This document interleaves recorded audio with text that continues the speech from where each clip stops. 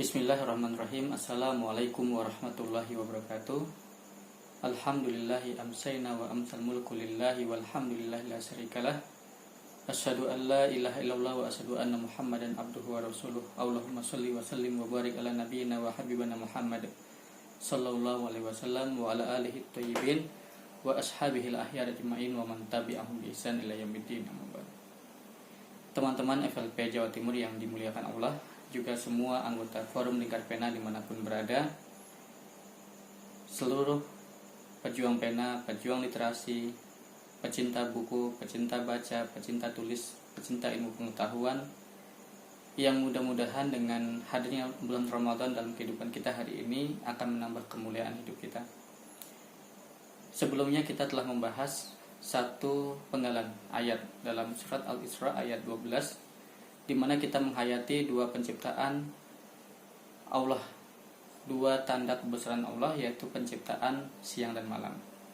Bahwa di antara silih bergantinya siang dan malam itu terdapat tanda-tanda kebesaran Allah, terdapat hikmah-hikmah, terdapat pelajaran-pelajaran, bahkan terdapat inspirasi demi inspirasi yang bermanfaat buat bangunan ide kita.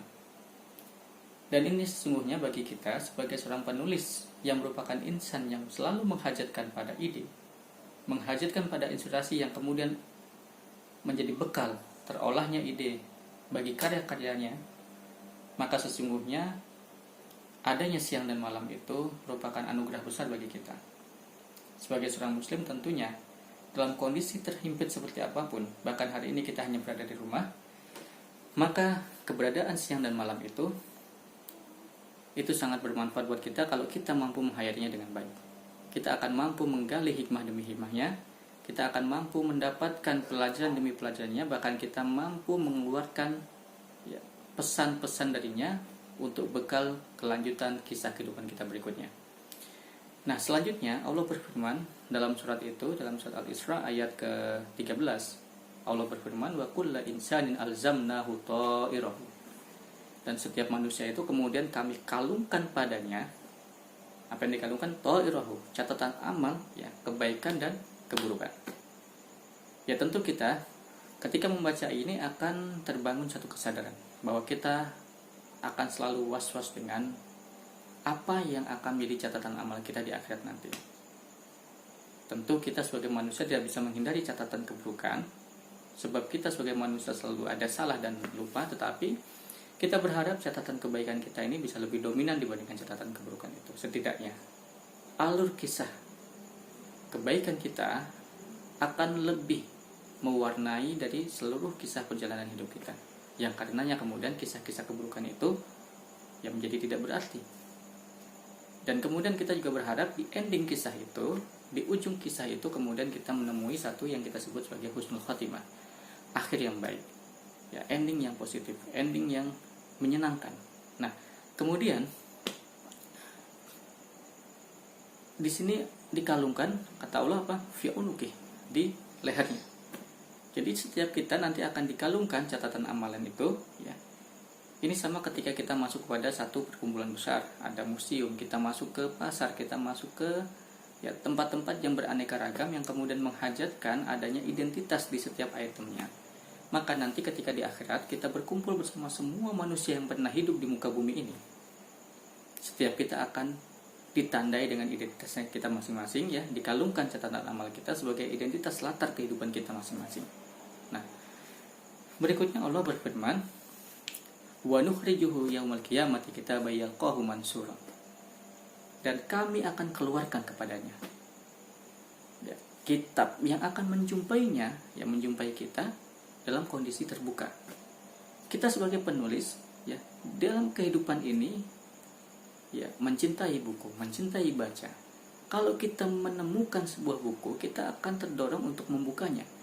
Kita akan tergerak untuk membaca isinya. Kita akan tidak sabar untuk membolak-balik halaman demi halaman. Nah, apakah hal yang semacam ini dalam kehidupan duniawi kita juga akan terjadi ketika kehidupan akhirat kita nanti? Apakah ketika kita disodorkan kitab yang bahkan sudah terbuka di hadapan kita, kita akan kemudian bersemangat untuk membolak-balik halaman demi halamannya?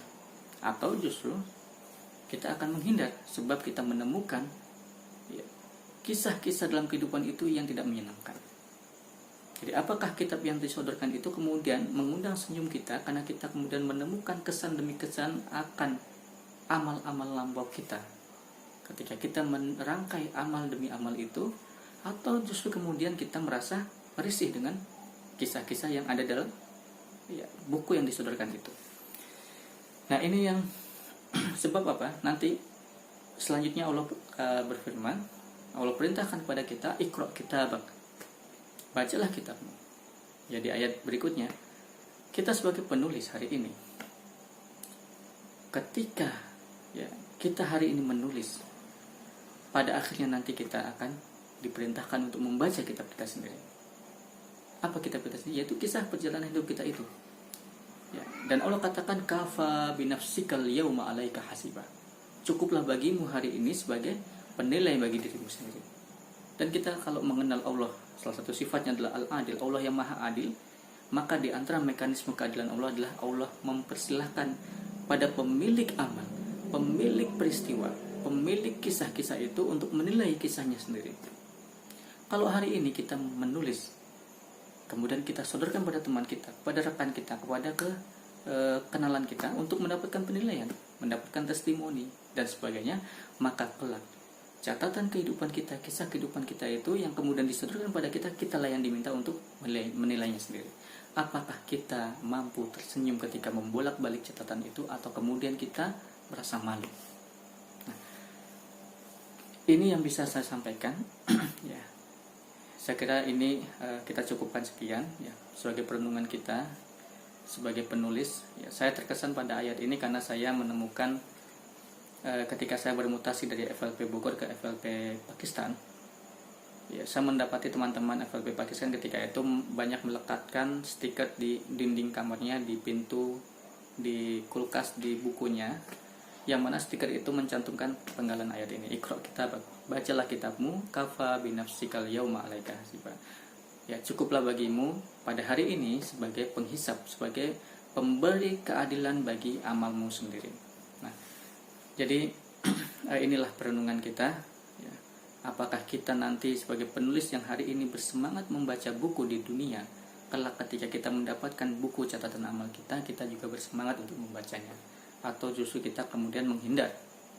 Nah, selamat setelah ini kita berbuka, ya, selamat menikmati hidangan, selamat menghilangkan dahaga dan lapar. Tapi jangan lupa bahwa di waktu-waktu berbuka adalah waktu-waktu yang juga kita doa-doa kita akan diijabah olehnya. Nah, karena itu kemudian mohon sisipkan di sela-sela berbuka kita untuk tetap berdoa kepada Allah. Berdoalah kepada Allah, mudah-mudahan kita dimudahkan untuk mengisi lembaran-lembaran kehidupan kita ini dengan kisah-kisah kebaikan. Berdoalah kepada Allah agar kita dimudahkan untuk menghamba kepadanya semata. Dan pertemuan kita ini meskipun online, mudah-mudahan menjadi salah satu yang bisa menumbuhkan rasa cinta kasih di antara kita, dan itu menjadi salah satu sebab yang kemudian kita dimudahkan untuk masuk ke surganya nanti. Mohon maaf bila ada kesalahan, dan segala kebaikan tentu dari Allah semata. Saya cukupkan, wabillahi taufik wal hidayah. Wassalamualaikum warahmatullahi wabarakatuh.